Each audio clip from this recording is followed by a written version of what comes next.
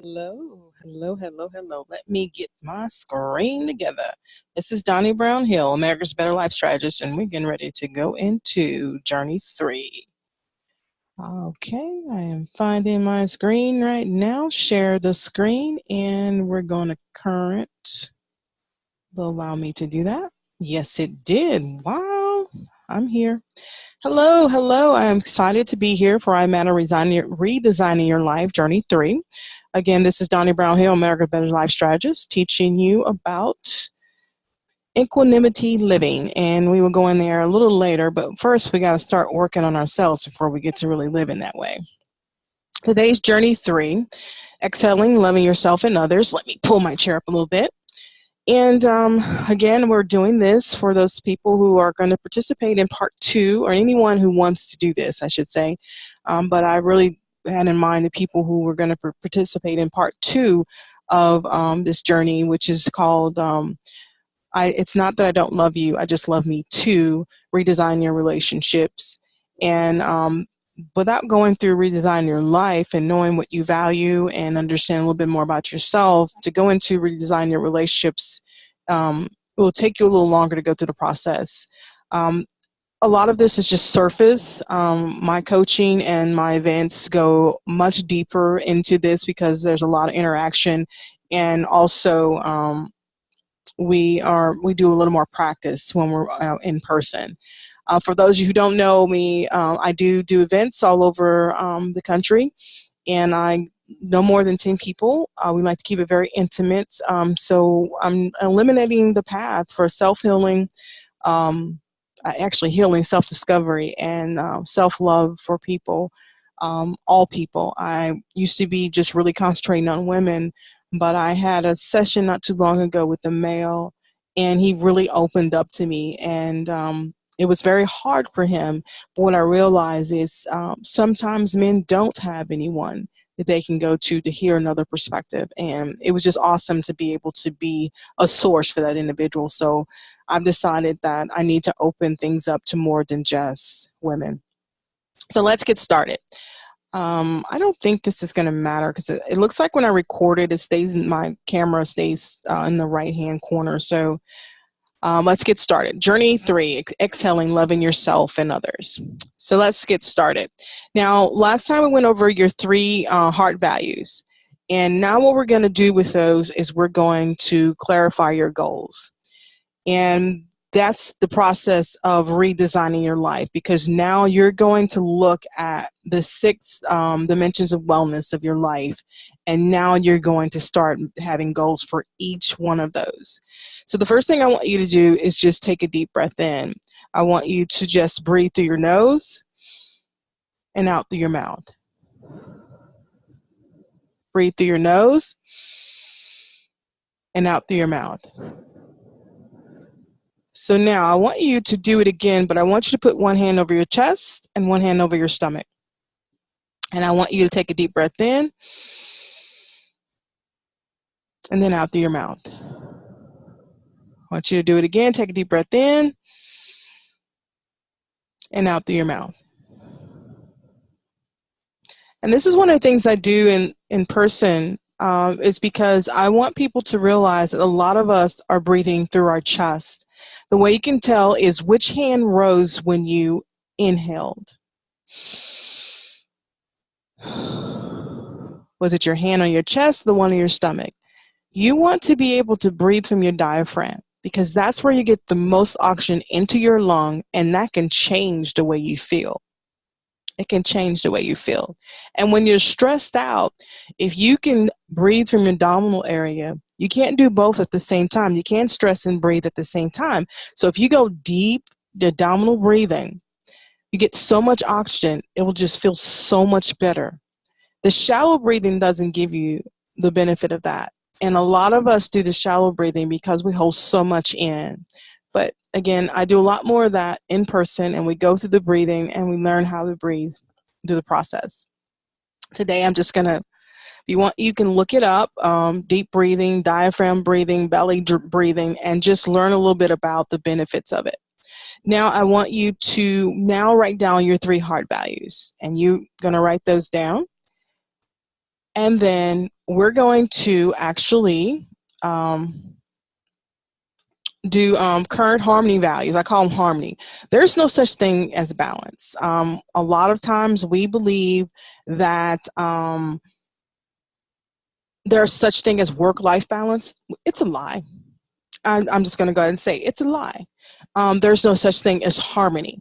And you have to find the harmony in your life, because something will always give something. That's just the way life is.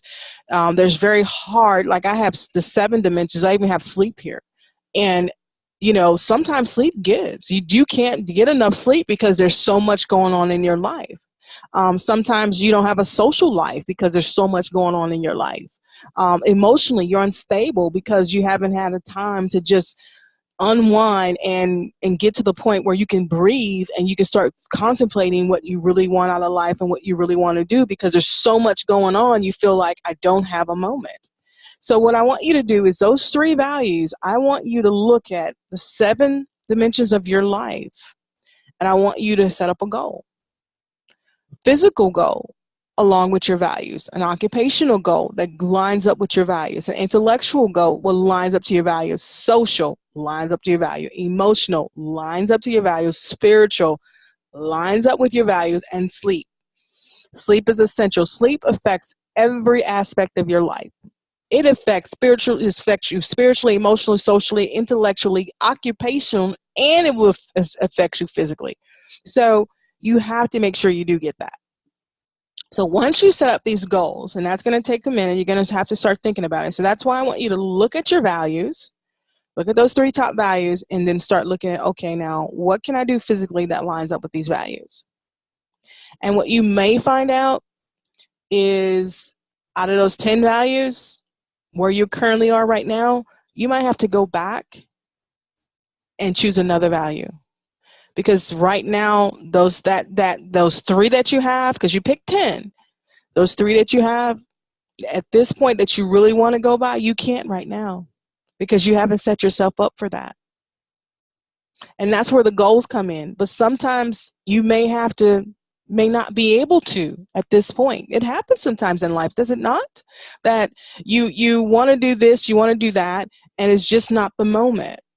So you have to work with what you have, not fight and not complain and not become a victim of life. Because see, the blessing, the brokenness that we talked about in the other video, it creates 3 types of people. You're either a victim of life, a survivor of life, or an overcomer of life. A victim of life is someone that everything is everybody else's fault. It's everything else. It has nothing. They have done anything. It's always someone doing something to them. A survivor in life believes that they have overcome things and they're no longer a victim, but yet they can't find a place to see that everything that happens in their life is just part of the journey that they must go through. And then you have the overcomer, who sees that all in their life, based on the choices that they're made, is part of the journey of their lives. And they just flow with it instead of resisting it. So you have to decide where you are in your life too. Are you at the victim mode, survivor, or overcomer? So look at your goals. Base them on your values. Because when you go flow with your values, oh my goodness, your heart and your life just flows. So that's one thing you need to do. The next thing is, here we go. I did it again. Acronyms. I love my acronyms. And today's acronym is loving myself. Now, when I do this live, it's a lot more in between this, and I'm just hitting the workbook for you. But when we're together, it's a lot more intense, and there's a lot more being said and a lot more being done. So I'm just taking you through the book. And that's why it's so important to come to one of the live events, because you get a whole different perspective, and you also get other people's experience. You just never know what will be said and what will be shared. So, loving myself, moments, yearning, self-talk, empathy, love, and fulfillment. Okay? You ask yourself in moments, what's important now? That's what you have to find out. What's important now? What has to change now? Because there's a lot of things we want, and a lot of things are important to us. And that's where I was talking about when earlier about the goals, lining up with your goals, lining up with your values. Because you may not be in a place that what you believe is important now may not line up with the values right now. So out of the 10, you might have to go back and say, okay, right now I'm not really working from this because right now this is what's important.